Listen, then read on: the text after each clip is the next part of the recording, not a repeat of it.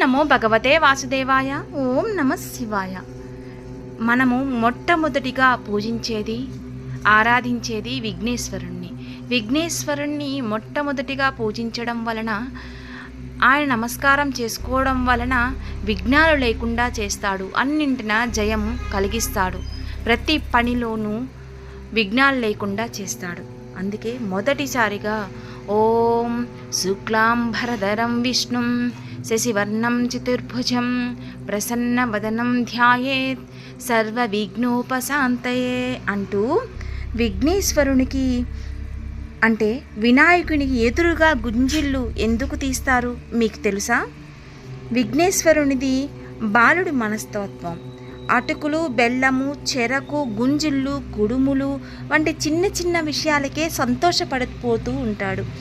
వినాయకుని ఎదుట గుంజిళ్ళు తీయాలని పెద్దలు చెప్తారు. ఎందుకంటే అలా గుంజిళ్ళు తీయడం వలన స్వామికి సంతోషం కలుగుతుందట. అలా సంతోషంతో మన కోర్కెలు త్వరగా తీర్చమని తీరిపోతూ ఉంటాయి. ఈ గుంజిళ్ళు తీయడం వెనక ఒక పురాణ కథ కూడా ఉన్నది.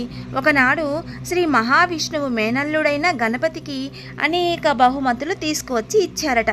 అవన్నీ అల్లుడికి చూపిస్తూ తన సుదర్శన చక్రాన్ని ప్రక్కన పెట్టారట. విఘ్నేశ్వరుడు ఆ సుదర్శన చక్రాన్ని తొండంతో తీసుకొని చటుక్కున మృంగేశాడట.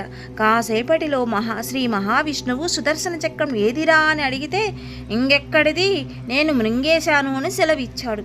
స్వామి మహావిష్ణువు తన సుదర్శన చక్రాన్ని ఎలా బయటకు తీయాలో అని ఆలోచించి చివరికి చెవులు రెండు పట్టుకొని గుంజిళ్ళు తీయడం మొదలుపెట్టాడట. అది చూసి గణపతి ఆనందం వేసి బిగ్గరగా నవ్వడం మొదలుపెట్టాడు.